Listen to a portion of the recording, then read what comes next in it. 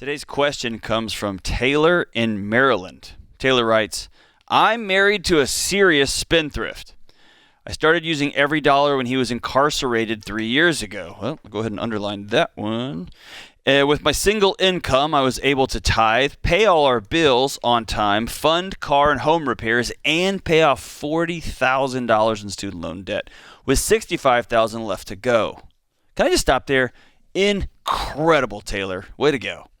In our phone conversations, he makes big future money plans that I think are unwise.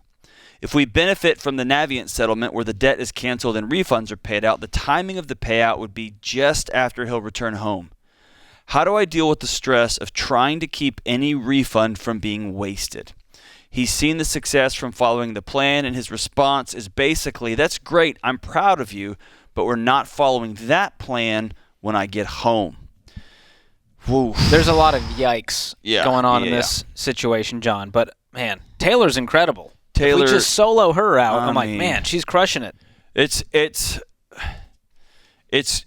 does my heart good when we can just stop the party here for a second and just call somebody out and say, what an incredible human being. While your husband was in jail for a couple of 3 years, you managed to take control back in your home, and I guarantee you took control back in your heart and your mind, your spirit, and you started just saying, how can I move forward? And instead of curling up, you went after it. Man, this is incredible. This is an inspiring person. Yeah. So, George, here's a problem I see that haunts all of us, okay? Not just Taylor, it haunts all of us. And I'll use this as an example. When my son was born, he was a day old, and we brought him, or 2 days, 3 days old, we brought him home from the hospital. I could see the chaos that erupted into our home. I didn't know we had to change diapers. I knew we had to change diapers. I didn't know it was 10 times a day, and I didn't know this and all that. And suddenly this clock started ticking in my head, which was when things get back to normal. When things are just going to get back to the way they were. When me and my wife could just go on dates whenever we wanted to, and we could spend money like idiots. We could do whatever we wanted to do when they just gets back to normal, right? And whether it's having a new baby, whether it's dating and then getting married, whether it's getting a new job, moving to a new town, or whether it's your husband's coming home from 3 years, it's so easy to just default to, well, when things get back to the way they were.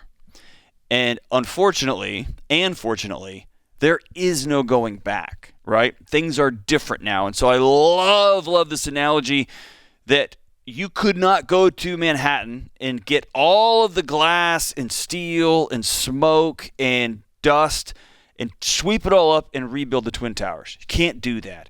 We had to go in with architects and construction firms and demo teams and excavate the whole site, get some professionals around us and say, what's this new building going to look like?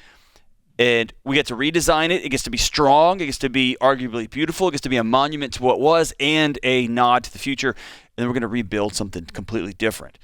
So when I look at somebody like this, like Taylor, who has had to be on their own because for whatever reason, her husband was in jail for 3 years, there is no going back. There's Taylor's world now, right? And Taylor sounds like she's found a new voice. She's found some actions that back up that voice, and she's found 2 feet planted in the ground. And what I want Taylor to do is to immediately go sit with a counselor that's going to help with reentry here. How are you going to learn how to speak your boundaries out loud? How are you going to say, I'm sorry, but this is like, we're going to do this together now. You're not just going to come home and start making up the rules that got you in trouble in the first place, right? Ooh, yeah. And it's about, we're going to excavate what was. We used to run the house this way. You used to do some things this way. We're now going to do things different. And then you got to have your or what statement, right? And so if somebody comes home out of jail and immediately throws my family back into a situation where we're not safe, we're going to have some hard conversations, right? Yeah, I just kept thinking, Taylor's a different person now. That's than right. She was 3. She started the plan after he went to jail. Right. And now here she is, a different person with a different set of plans and values and goals and different financial standing. And different strength, right? Different grit and resilience and autonomy. These deeply embedded character things.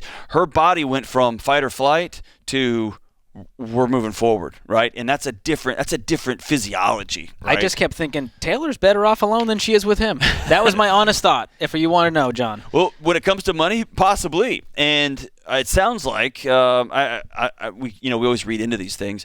It sounds like she is hesitant about him coming home. Yeah. And so, man, I want you to get with somebody that's going to help turn these boundaries, these newfound actions, this newfound character, newfound strength. That's going to be able to turn that into something that you can share with somebody and that you can stand up and say, no. This is my boundaries from this point forward. Yeah, counseling is a non-negotiable here, for sure.